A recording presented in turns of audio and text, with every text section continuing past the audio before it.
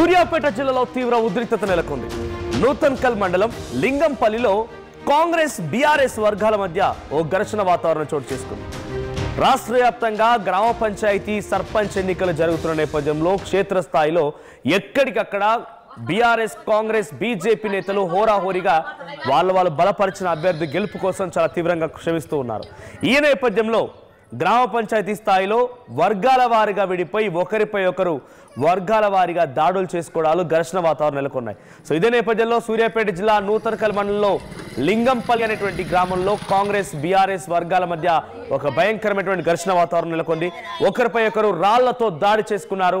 అయితే ఈ రాళ్ల దాడిలో బీఆర్ఎస్ కార్యకర్త మల్లయ్య అనేటువంటి ఓ కార్యకర్త మరణించాడు. గ్రామంలో భారీగా పోలీసులు మోహరించారు.